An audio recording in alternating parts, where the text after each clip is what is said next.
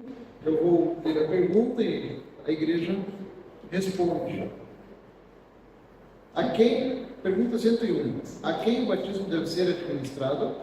O batismo deve ser administrado a todos aqueles que realmente professam arrependimento para com Deus, a fé e obediência ao nosso Senhor Jesus Cristo e a mais ninguém além desses.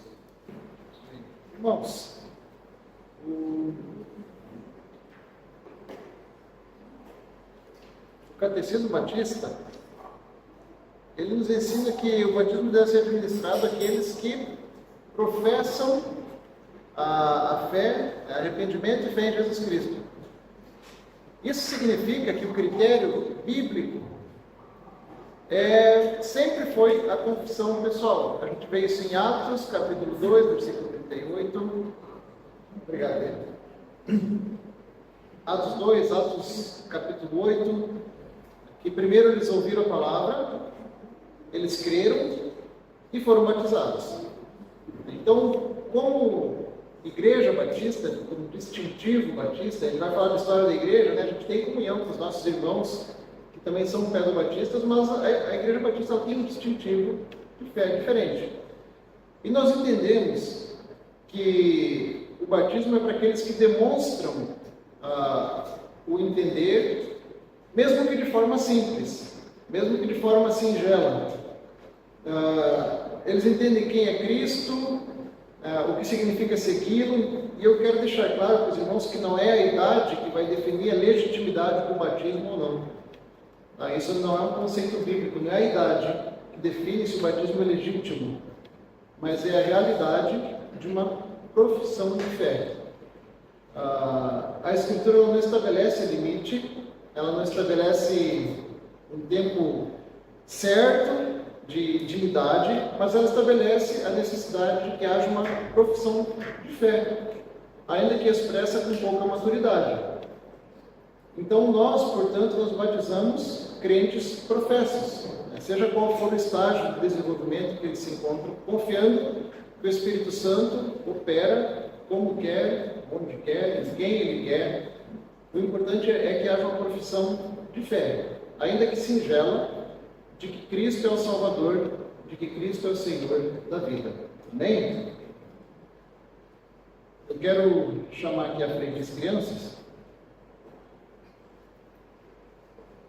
Esther.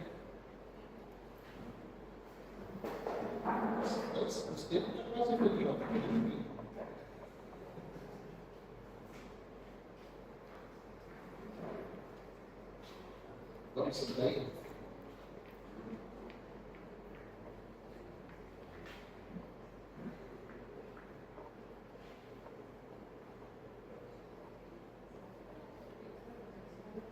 Criançada, bom dia. Bom dia. Vou contar uma história para vocês. A gente está lendo na igreja a segunda carta de Paulo aos Coríntios. Mas prestem atenção porque essa história tem a ver com o que a gente vai ler hoje. Vocês já viram alguém que trabalha com o que ama? Conhece alguém assim? Que se cansa trabalhando, aí às vezes chega em casa cansado, talvez o pai de alguém, a mãe de alguém, chega cansado. Mas ainda consegue te ajudar nos estudos, ainda consegue cuidar de vocês, consegue fazer comida para vocês, lavar a roupa de vocês. Tudo isso porque amam, não é mesmo? Porque amam. Então, eles fazem isso porque eles amam. Quem ama se cansa. Não tem como você amar e não se cansar. Então, quem ama se cansa. Na Bíblia, o apóstolo Paulo também ele amava muito, sabe quem? A igreja de Jesus Cristo. Ele zelava para essa igreja, ele cuidava dessa igreja, só para que aquelas pessoas pudessem conhecer e parecer mais com Jesus Cristo. Mas um dia apareceram naquela igreja alguns homens que falavam palavras bonitas, alguns homens que usavam roupas bonitas, e que estavam enganando aquela igreja. Eles pareciam muito legais, mas eles só queriam aparecer e enganar a igreja. Eles eram como aquelas lanterninhas de brinquedo que ilumina, mas a luz é fraquinha. Ela não serve para muita coisa. E Paulo, ele vai dizer que, na verdade, a luz verdadeira é Jesus Cristo. Não é uma luz de mentira. Jesus é a luz que ilumina o nosso coração para a vida eterna, que nos salva. E Jesus também, vocês sabiam que ele se cansou? Por que será que Jesus se cansou? Sabe responder? Porque ele amou. Ele cansou também, ele era um ser humano. 100% Deus, 100% homem. E ele se cansou. Ele se cansou, ele se entregou por nós, porque ele nos ama mais do que qualquer outra pessoa do mundo. Ele ama vocês mais do que o pai de vocês ama vocês, mais do que a mãe ama vocês. Esse é Jesus, que se cansou, que se entregou por nós. Então, crianças, aprendam isso hoje. Sigam Jesus, porque Ele é a luz verdadeira. Quem é a luz verdadeira? Jesus. E a segunda lição: amem como Jesus amou, ajudando, servindo as pessoas, cuidando dos outros, mesmo quando for difícil, mesmo quando você vai estar cansado. Cuide dos outros, ame de verdade. E ame, às vezes, sem fazer barulho, sem ninguém ver. Você vai estar servindo. Porque o amor faz o bem o tempo todo. Vamos orar? Vamos? Vamos orar. Senhor Jesus, obrigado, porque Tu é a luz verdadeira. E nos ensina, Senhor, a te seguir e a te amar como o Senhor ama. Guarda o nosso coração de tudo que parece bom, mas que na verdade não vem de Ti. E nos ajuda, Senhor, a servir a Ti com alegria em nosso coração. Abençoa, Senhor, as crianças. Peço a Deus que Tua graça seja sobre elas. Dá a elas, Deus, entendimento, Pai, da Tua palavra, que elas possam crescer, Deus, em graça, conhecimento, maturidade na fé, e que eles não venham, Deus, jamais se desviar, Deus, dos caminhos que estão sendo ensinados. Esperamos em nome de Jesus. Amém. Amém. Pode botar. Irmãos, abra suas Bíblias. Segunda carta de Paulo aos Coríntios, capítulo 11.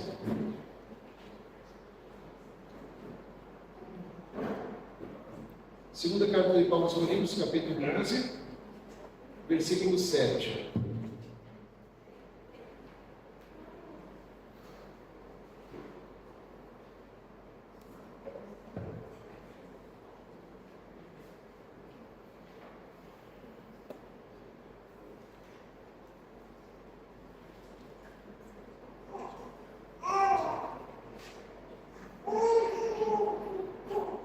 A palavra do Senhor diz assim: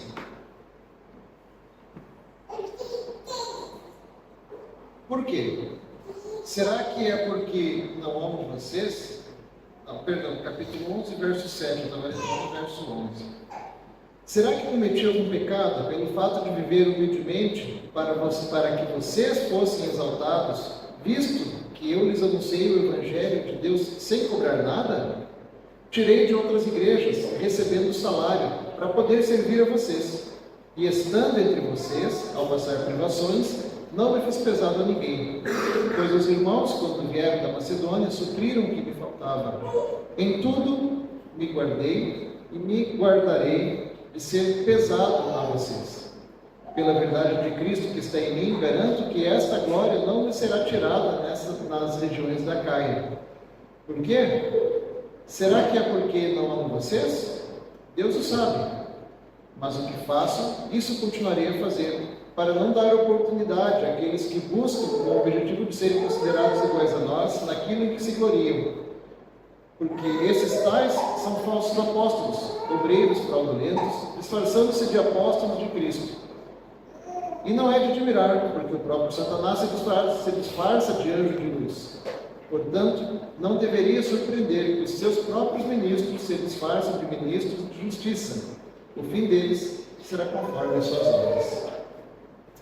Palavra do Senhor. Todos os irmãos orarem mais uma vez. Senhor, nós te louvamos, ó Pai, por esta manhã. Obrigado porque podemos ler a Tua Palavra e meditar nela.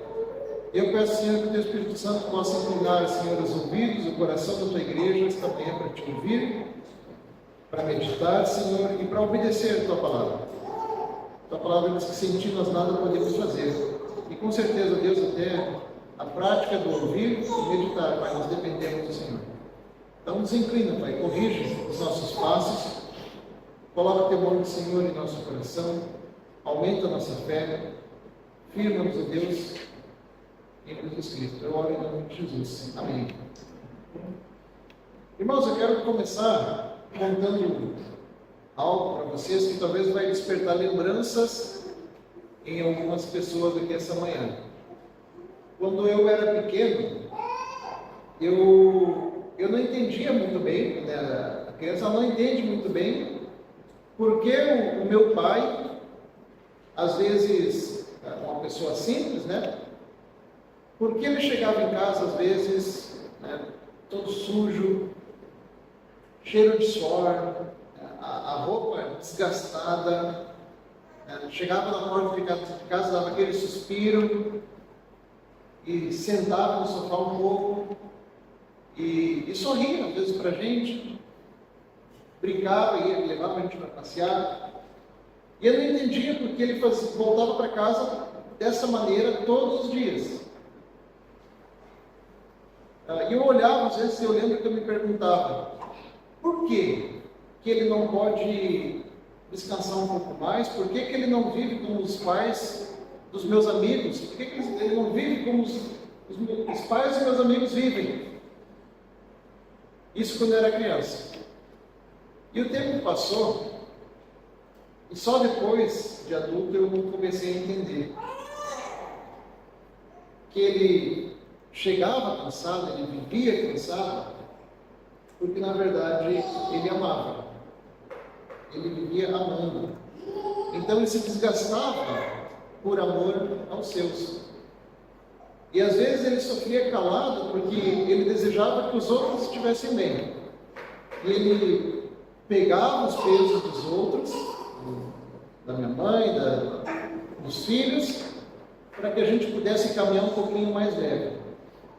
E quando eu li esse trecho da carta de Paulo aos Coríntios, eu vejo exatamente esse tipo de amor no coração de Paulo.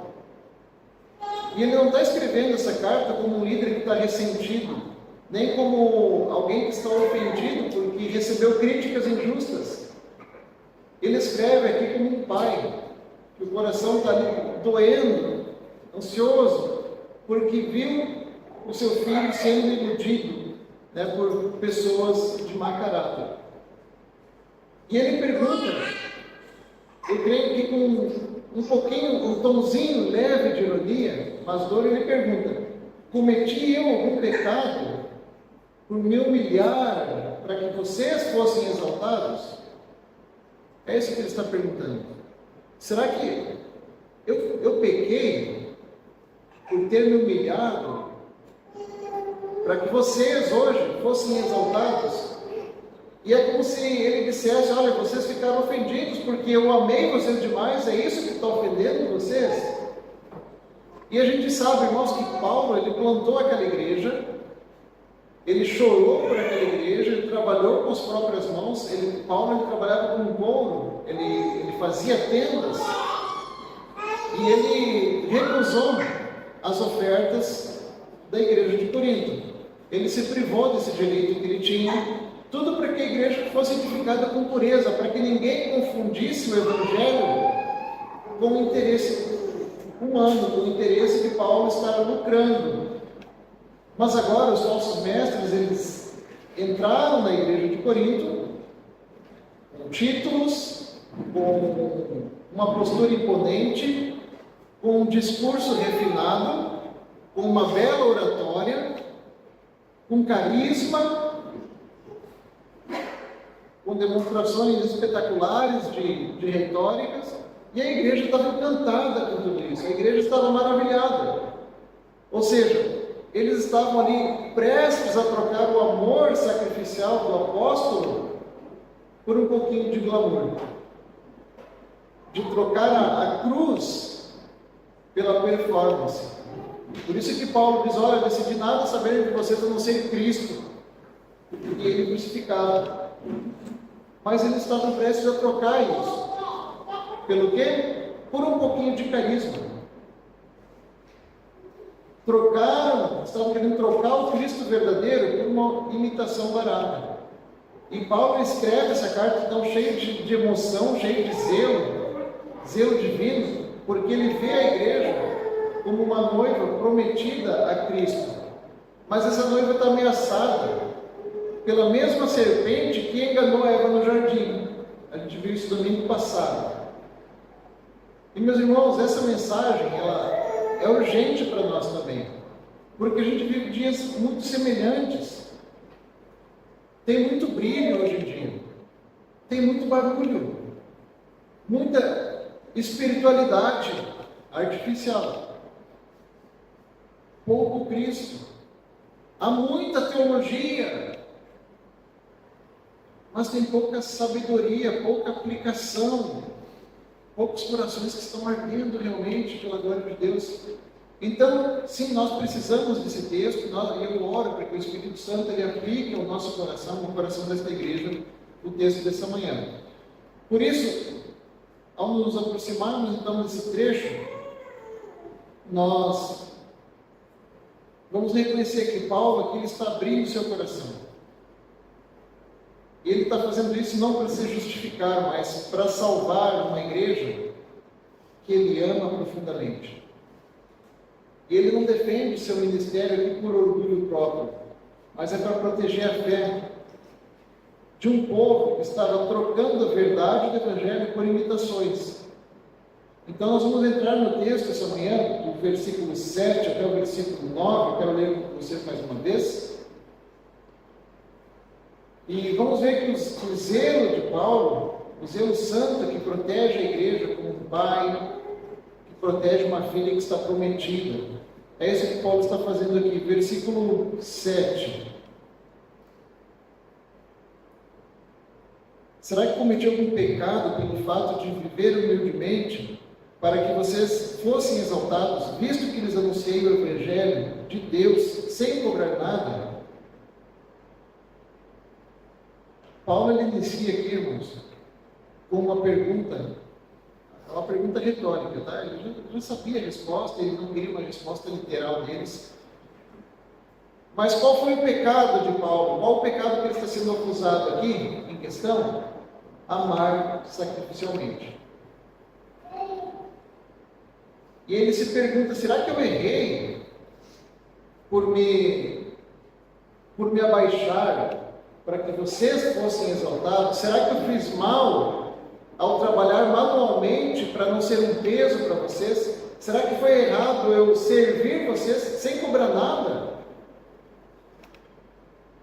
E a estrutura desse verso, irmãos, ela sugere um pouco tristeza, indignação, ironia.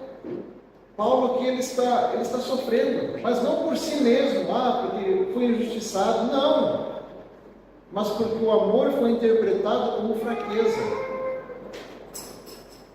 Para a igreja hoje, para a gente, é normal a igreja pagar o pastor, dar o salário do pastor. Toda igreja, ou pelo menos quase toda igreja, fazem isso. E sim, o trabalhador é digno do seu salário. Os obreiros, os presbíteros se dedicam, são dignos de duplos honorários. Então é normal, mas na igreja de Corinto, os mestres cobravam caro. E isso dava status para eles. A cultura era diferente da nossa hoje. Em partes, pelo menos. Quem não cobrava era visto como inferior ou pouco confiável. Trabalhos manuais como Paulo estava fazendo, era trabalho para escravo. Era humilhação. Geralmente eram pessoas sem honra, que se submetiam a esse tipo de trabalho. Então, quando Paulo recusa o salário deles, eles não estão vendo virtude em Paulo. Muito pelo contrário, eles estão vendo vergonha. E Paulo sente a dor disso. Quando Paulo diz, humilhando-me a mim mesmo, a nossa tradução não dá muito a entender isso, mas ele usa um verbo no grego, peinormalton, que significa literalmente eu me abaixar ou eu intencionalmente me rebaixar. Então não é humilhação imposta, ele não está fazendo aquilo porque alguém impôs isso a ele. Ele escolheu se humilhar, ele escolheu. Paulo está dizendo, eu decidi descer para que vocês pudessem subir. Isso fica ainda mais claro quando ele afirma que ele fez isso para que eles fossem exaltados. Então a palavra ali, ela carrega a ideia de você pegar algo e erguer, de elevar o mais alto que você puder. Você pegar alguma coisa e colocar numa posição de honra. Foi o que Paulo fez com aqueles irmãos. É como se Paulo dissesse, olha, eu me coloquei abaixo de vocês, justamente para que vocês pudessem serem exaltados. Para que vocês fossem colocados mais altos do que eu diante de Deus. Então ele completa dizendo que lhes anunciou gratuitamente o Evangelho de Deus, sem cobrar nada, sem exigir nada, sem pesá-los em nada. Paulo estava ali proclamando graça. Era o Evangelho sendo comunicado, com a mesma lógica do Evangelho. Um se sacrifica para que outro viva. Paulo entendeu isso. Ele pregou o Evangelho gratuitamente, sem interesse, sem troca, sem expectativa alguma. Como comentou certa vez o velho e bom Crisóstomo, falei que eu gosto muito dos comentários dele, a grandeza de Paulo consiste na sua pequena estatura voluntária. Essa era a grandeza de Paulo. Ele rejeitou o salário não por desdém, mas para que nenhum homem dissesse que o seu ministério era comprado. Convenhamos, irmãos. Se vocês lembrarem da introdução da primeira carta de Paulo aos Coríntios, vocês vão lembrar qual era a relação social, entre benfeitor e beneficiário em Corinto. Paulo sabia de tudo isso, ele conhecia. Mas ainda hoje, irmãos, quantos cristãos são enganados pelo brilho? Valorizam o pregador carismático. O pregador valoriza aquela igreja que vai lhe dar um salário absurdo. Ou aquela igreja, ou aquela denominação que vai lhe dar um plano de carreira. Não, eu quero chegar lá. Lá que eu estou focando. Marcam presença em igrejas de espetáculo, mas rejeitam igrejas que fazem você servir. Medem ministérios por seguidores e não por fruto. E fruto, eu estou dizendo aqui, irmãos, eu já falei para vocês, quando a Bíblia fala de frutos, você apresentar fruto, não é você apresentar, não, eu preguei para 10 e 5 se converteram, esses aqui são meus frutos. Não é isso que a Bíblia diz sobre fruto. Fruto é piedade cristã, é você amadurecer o caráter cristão. E o que Paulo nos diz? Ele está dizendo que o verdadeiro amor, ele é humilde, ele se sacrifica, ele vai ficar cansado.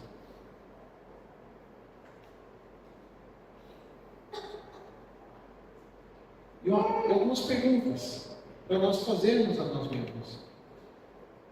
O que tem cativado a minha atenção? Eu tenho confundido carisma com caráter? Eu busco servir ou sou mais disposto a ser servido por alguém?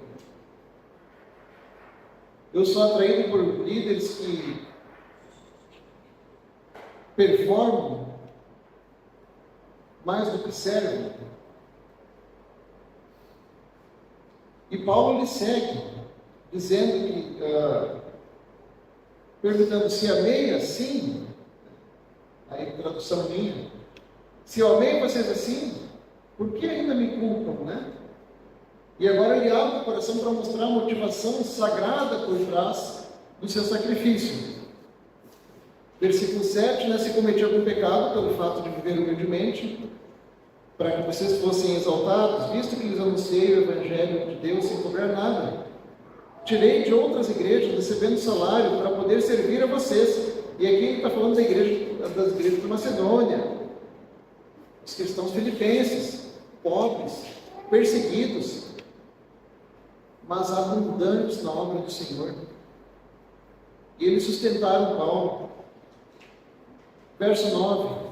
E estando entre vocês, ao passar privações, não me fiz pesado a ninguém, pois os irmãos, quando vieram da Macedônia, supriram o que me faltava. Em tudo me guardei e me guardarei de ser pesado a vocês.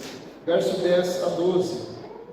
Pela verdade de Cristo que está em mim, garanto que esta glória não me será tirada nas regiões da Caia. Por quê?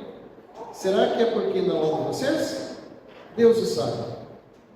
Mas o que faço, isso continuarei a fazer, para não dar oportunidade àqueles que buscam com o objetivo de serem considerados iguais a nós naquilo em que se gloriam. Então, Paulo aqui começa, a gente vai identificar aqui o amor que se sacrifica, zelo divino. Ele diz que a verdade de Cristo está em mim. Meus irmãos, essa não é uma frase decorativa do apóstolo Paulo. Isso aqui é uma declaração apostólica de integridade. É como se ele dissesse: Cristo sabe que eu não estou agindo por interesse. Cristo sabe, Deus sabe que não é por falta de amor. Paulo aqui ele chama Deus como testemunho. E quando Paulo diz que a verdade de Cristo está nele, a expressão grega aqui é aletheia Christos. Mas aqui, irmãos, verdade não é apenas uma informação correta que Paulo está falando. É uma doutrina bem formulada. É integridade moldada por Cristo. É isso que significa essa palavrinha ali. É uma vida verdadeira, brotando da união com Jesus Cristo. É como se Paulo está dizendo: olha, eu não posso agir diferente, porque minha mente está moldada com Cristo. Eu estou em união com Cristo. É como se ele dissesse: olha, a própria sinceridade de Cristo, o caráter de Cristo, a retidão de Cristo, tudo isso me constrange a falar a vocês desse jeito. Então não é orgulho de Paulo, não é vaidade, é Cristo dentro de Paulo, é Cristo morando no apóstolo, é Cristo moldando a mente de Paulo, é Cristo fazendo ele transparente, é Cristo fazendo ele ser fiel, mesmo quando isso dói, mesmo quando ele vai sair no prejuízo. E então ele completa com uma frase usando dupla negação. É como se ele dissesse: de jeito nenhum, de forma alguma eu deixo de amar vocês.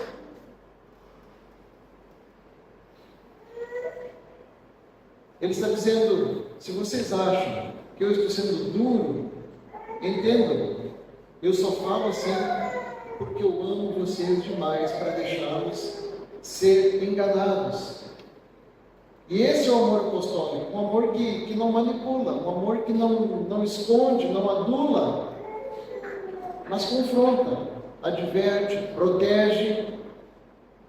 É o amor que tem as marcas de Cristo, aquele amor firme, aquele amor sincero, sacrificial.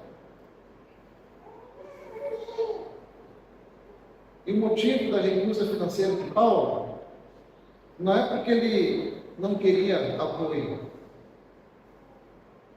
Ele recebe de outras igrejas. No versículo 9 ele falou isso. Mas ele não recebe de Corinto. Por quê? Porque em Corinto isso poderia significar algumas coisas. Em primeiro lugar, poderia significar que ele deveria se submeter ao seu benfeitor, que era normal na sociedade de Corinto. Ele poderia ficar devendo favores. Sabe aquelas igrejas que a gente ouve falar? E chega assim, pastor, é o seguinte, tu pode pregar sobre isso aqui, mas não prega sobre esse tipo de coisa. Se o senhor pregar sobre isso, o senhor vai embora. Paulo não queria isso. Ele não queria ser usado como instrumento político, que era comum na cidade de Corinto. Ele não queria ser confundido com filósofos profissionais. E ele diz, olha, eu prefiro passar necessidade a ser confundido com esses falsos apóstolos.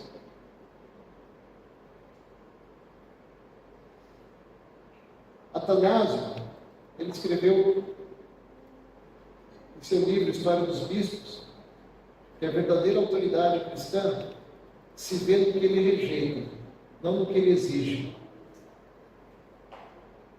E é o que Paulo está fazendo. Mas não se aplica somente a ministros do Evangelho, a oficiais da igreja. A estes, primeiramente, mas a igreja por extensão, por implicação. Isso faz parte da vida cristã. Coloque seu coração diante do Senhor essa manhã e pense sobre o amor cristão. Como é que você tem amado realmente? Você abre mão de direitos? Você abre mão do seu conforto? Você abre mão de reconhecimento? Você abre mão de aplauso?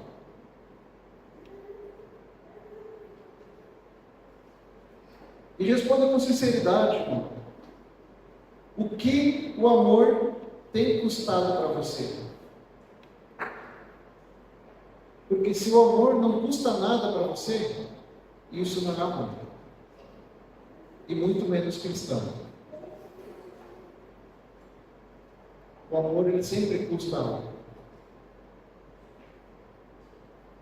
E é aqui que Paulo, ele vai virar o foco agora. Ele se sacrifica por amor, e os falsos apóstolos se sacrificam pela aparência. Versículo 13 a verso 15. Porque esses tais são falsos apóstolos, obreiros fraudulentos, disfarçando-se em apóstolos de Cristo. E não é de se admirar, porque o próprio Satanás se disfarça de anjo de luz. Portanto, não deveria surpreender que seus próprios ministros se disfarcem em ministros de justiça. O fim deles será conforme as suas obras. A partir daqui, irmãos, o tom muda. E Paulo deixa aquela posição de pai, e ele está aqui como espécie de uma espada. E ele não poupa palavras quando ele começa a descrever esses homens, esses falsos mestres. E ele usa aqui 3 expressões fortes, e cada uma delas abre uma janela, para a gente saber quem eram esses homens. E primeiro ele chama esses homens de pseudo-apóstolo, ou seja, pseudo-apóstolos, apóstolos falsos. Eles não são verdadeiros, eles são imitações. Eles são aquelas moedas que até brilham, mas nem tudo que brilha é ouro. Não tem valor. Eles carregam o nome, mas eles não carregam a cruz, eles não querem a cruz. Eles repetem a linguagem, mas eles não possuem o espírito apostólico, a autoridade. Depois, Paulo vai descrever esses homens como trabalhadores fraudulentos, trapaceiros. Homens que trabalham, sim, eles estão trabalhando, mas o trabalho deles não edifica. O trabalho deles destrói. Eles parecem esforçados, eles conhecem teologia, mas o seu ministério é tóxico, não serve à igreja, porque no fundo eles querem servir a si mesmos. Eles querem recurso, eles querem reconhecimento, eles querem honras. Então vem a palavra mais dura. Aqueles que se disfarçam, ou aqueles que mudam de forma, não é de admirar, porque o próprio Satanás se disfarça de anjo de luz. Portanto, não deveria surpreender que os seus servos, os seus próprios ministros, se disfarcem em ministros de justiça. E aqui uma tradução mais literal para a nossa língua seria aqueles que mudam a forma, ou seja, aqueles que estão atuando como atores no teatro. E eles estão ali para angariar recursos, para ter seguidores. E essa palavra carrega a ideia de uma mudança externa, é uma maquiagem religiosa. Não desce ao coração. É como Paulo estivesse dizendo, eles não são luz. Eles podem parecer luz, eles têm um certo brilho, mas eles não são. Eles não são piedosos, eles atuam com piedade. Eles encenam. Eles são performers espirituais, artistas. Eles são manipuladores do que é santo. E Paulo não denuncia eles para inflamar ódio, mas Paulo faz isso justamente para abrir os olhos da igreja. Porque o maior perigo da falsidade espiritual, meus irmãos, não está no ataque que vem de fora para a igreja, mas é do ataque que está dentro. Dentro da igreja. Não só de pastores, de presbíteros, mas de irmão.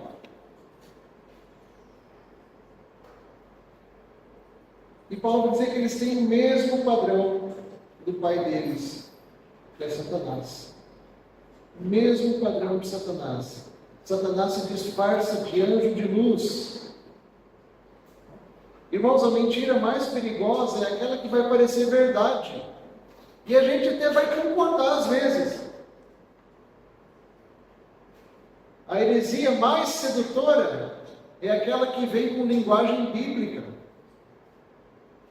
Então, o falso mestre, aquele que é o falso mestre mais eficaz, ou aquele falso cristão mais eficaz, é aquele que às vezes vai parecer piedoso.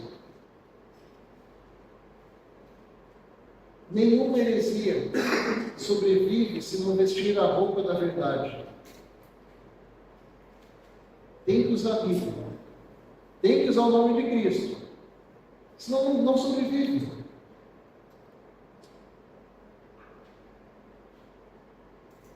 E meus irmãos, igrejas hoje idolatram líderes. Quantas igrejas, quantos cristãos buscam experiências de santidade? Ninguém quer. Mas a gente quer sentir. Multidões que amam o milagre, mas não a cruz. Milhares que trocam Cristo verdadeiro por uma versão motivacional da igreja.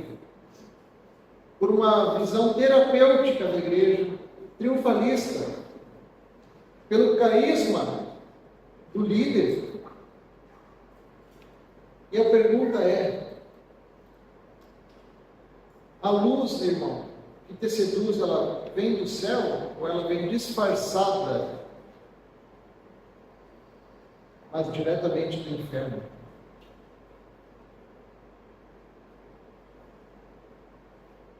E após expor a falsidade, Paulo ele prepara o povo então para entender tudo que ele está fazendo, a maneira que ele está vivendo, o que ele está falando. Paulo prepara o povo para entender o contraste supremo. Ele vai mostrar o evangelho autêntico.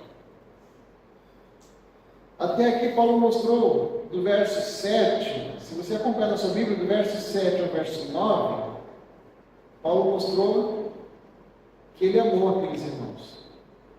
E porque ele amou aqueles irmãos, ele se humilhou. Ele não buscou reconhecimento algum. Do verso 10 ao verso 12, Paulo vai estar falando aqui do zelo divino. Ele zelava por aqueles irmãos. Do verso 13 ao verso 15, ele vai falar sobre a falsidade religiosa. Agora, irmão, sabe por que Paulo agiu como agiu? Paulo fez tudo isso e escreveu tudo nessa ordem que a gente viu aqui essa manhã, porque Cristo reflete nele. Os falsos mestres agiam daquela forma porque Satanás, eles estavam refletindo a Satanás. Então, todo sermão dessa manhã, ele converge para essa realidade. Percebam que Paulo está falando aqui, na verdade, de dois amores. Ele está falando daquele amor que se doa, que sofre, que se cansa, mas ele também está falando do amor que engana. Há duas luzes no texto. Ele está falando sobre a verdadeira e sobre a falsa. Paulo aqui está falando sobre o Espírito de Cristo e o Espírito do engano. Há dois evangelhos aqui, um ao lado do outro. O evangelho da cruz e o evangelho da glória humana. Meus irmãos, Paulo se humilha porque Cristo se humilhou muito antes dele. É por isso que ele está fazendo isso. Cristo ele não exigiu nenhuma honra. Cristo, ele também rejeitou o prestígio dos homens. Cristo também trabalhou com as próprias mãos. Ele também recusou ser aplaudido pelos homens. Ele viveu cercado de falsos líderes, como Paulo estava vivendo. E Cristo também amou gente ingrata. Cristo também foi acusado porque fez o bem. Cristo também foi desprezado porque era muito simples. E Paulo, tudo que Paulo está fazendo aqui, tudo que Paulo está vivendo, tudo que Paulo está escrevendo, ele faz isso na sombra de Cristo. Ele está imitando o Filho que se fez pobre. 2 Coríntios capítulo 2, verso 9, que se fez pobre para que nós fôssemos enriquecidos. Tudo que Paulo está fazendo, ele está fazendo à sombra da cruz de Cristo. E este é o chamado, sim, para todo pastor, mas também é o chamado para todo cristão. Mas a pior parte é saber que, na verdade, esse texto ele está, na verdade, nos expondo. Nós somos desmascarados diante da humildade de Cristo. Todos nós. E a gente precisa confessar e dizer que, na verdade, nós amamos pouco. E na maioria das vezes a gente ama só até onde a gente não fica desconfortável. A gente ama até onde não nos custe muita coisa. Até ali a gente ama. A gente posta foto e diz que é para a glória de Deus. Mas quando começa ser mais custoso, a gente deixa de amar. A gente ama pouco, a gente suspeita muito. E Paulo diz, olha, o amor não suspeita o mal. Além da gente não amar, a gente suspeita. A gente serve pouco. E ao mesmo tempo a gente exige muito. A gente quer muito. Por outro lado, nós sacrificamos muito pouco. E nós pensamos em nós mesmos demais. Que tristeza é isso, irmãos. Mas a esperança, porque a cruz é para a gente assim, como a gente. Realmente, Cristo morreu por corações que vivem desconfiando. Ele morreu por amores egoístas. Cristo morreu por líderes orgulhosos, por cristãos que buscam a luz falsa. E essa manhã o Espírito dele chama ao arrependimento, dizendo, olha, arrependam-se, voltem ao meu amor.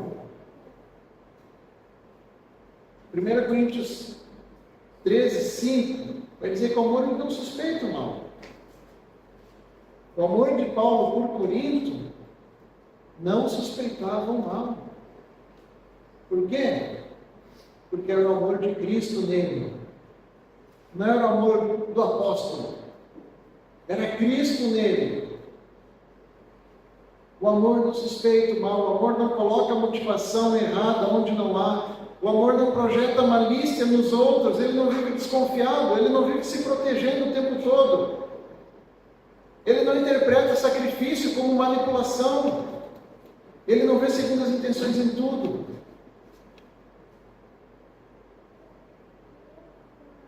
Mas deixa eu dizer uma coisa para vocês. Esse amor, de verdade, ele é impossível sem Jesus Cristo. Ele é impossível. Mas o Evangelho nos transforma. O Evangelho transforma aquele desconfiado em alguém que confia.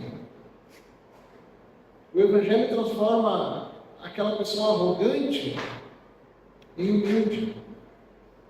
O Evangelho transforma aquele crente que é consumidor de sermão na igreja, na internet, vem sermão, 15 sermão por semana. O Evangelho transforma essa pessoa num servo, ao invés de consumidor. O Evangelho pega aquele crítico e transforma ele num intercessor. Meus irmãos, lembram do pai na introdução? Chega cansado, às vezes chega de chora. Ele não chega cansado porque ele era fraco, mas é porque ele amava. O Evangelho nos diz que Cristo fez isso por nós de forma infinitamente maior. Cristo se desgastou para nos resgatar. Ele se humilhou.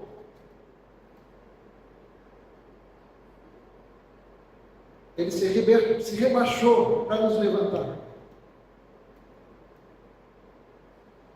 Cristo se entregou para nos purificar.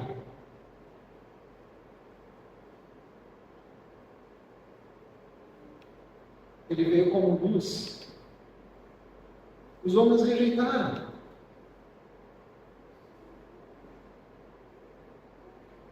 Ele veio para transformar corações obscurecidos pelo engano do pecado. E é essa luz que chama hoje. Há muitas luzes falsas. Há aquelas que vão brilhar um monte, mas não aquecem. Que seduz, mas não salva ninguém. Que promete, mas não purifica. E o apóstolo Paulo chorou porque Corinto estava seguindo essas luzes. E talvez hoje você também esteja seguindo. Meus irmãos, depois de tudo o nós ouvimos, fica claro que Paulo não está apenas defendendo o seu ministério, ele está apresentando o coração do Evangelho a esses irmãos. Ele se humilha porque ele segue o Cristo que se humilhou. Ele se desgasta porque ele segue o Cristo que se desgastou. Ele rejeita as pompas humanas, o brilho humano, porque Cristo rejeitou tudo isso. Ele não queria a glória de homens. E quando Paulo contrasta o seu amor sacrificial com a falsidade dos falsos apóstolos, ele está nos chamando a enxergar que a igreja só é preservada quando ela está firmada no Cristo verdadeiro, não em imitações religiosas. Em outras palavras, Cristo está dizendo: o que move é o que deve mover vocês, é o amor humilde, o amor verdadeiro do nosso Senhor.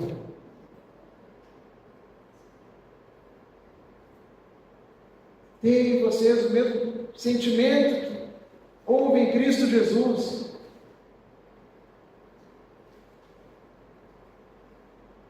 Esse texto também nos expõe, irmãos, ele revela o quanto nosso coração ainda se encanta com as coisas desse mundo.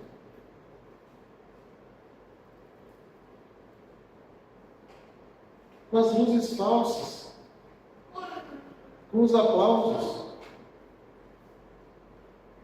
Quanto nós suspeitamos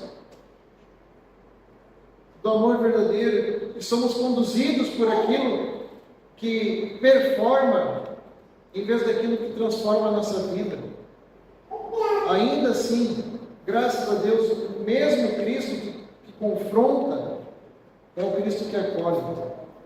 A mesma cruz que revela o nosso pecado é aquela cruz que vai curar o nosso pecado. A mesma cruz que nos denuncia é a que nos recebe. E hoje nós somos chamados a abandonar o brilho enganoso do nosso tempo e voltar para o Evangelho simples, do amor que se entrega, do serviço silencioso, do prejuízo, daquela humildade que faz você se colocar abaixo do irmão que está do seu lado para que ele seja exaltado.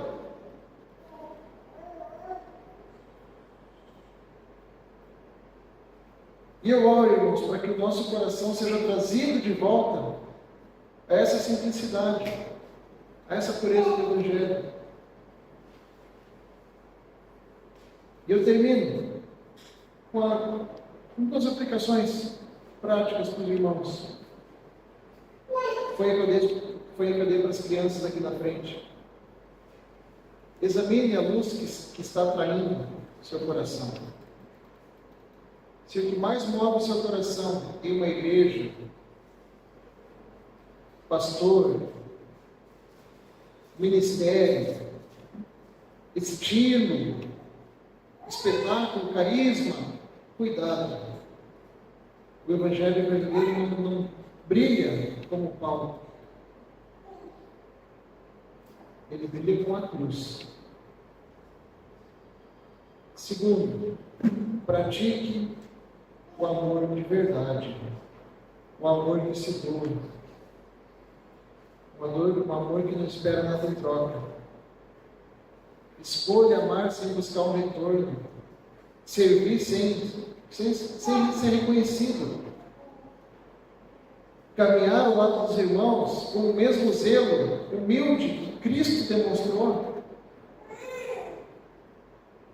O amor verdadeiro não suspeita o mal, ele se entrega. Curva sua cabeça, vamos orar. Em seguida vamos participar da ceia do Senhor. Senhor Deus e Pai, nós nos colocamos, ó Deus, diante de Ti em oração mais uma vez, reconhecendo, Senhor, o quanto nós somos facilmente seduzidos pelo brilho que não vem do Senhor. E a primeira pessoa dessa igreja, Senhor, a te pedir perdão, Senhor, sou eu. Em seguida, Pai, eu oro pela tua igreja também. Perdoa-nos, ó Deus, quando nós desprezamos o amor de forma humilde, quando nós preferimos a performance, a santidade. Perdoa-nos, ó Deus, quando nós buscamos aquelas palavras, aqueles líderes que massageiam o nosso ego, em vez de apontarem para a cruz. E eu peço que o Senhor nos conceda, Senhor, a graça de voltar à tua simplicidade, à tua luz verdadeira, ao teu amor que se entrega, que se humilha. E eu peço que o Senhor restaure em nós, ó Deus, um coração que ama, sem fazer cálculo, um coração que ama sem fazer reservas, ó Pai, um coração que serve sem vanglória e que permanece firme, sem perder, ó Deus, a confiança e a ternura. Faz da gente ser uma igreja que vive o teu Evangelho, fiel ao noivo, que te ama, que ama a tua glória e que espera pelo teu reino ser consumido neste mundo. Eu oro em nome de Jesus Cristo. Amém.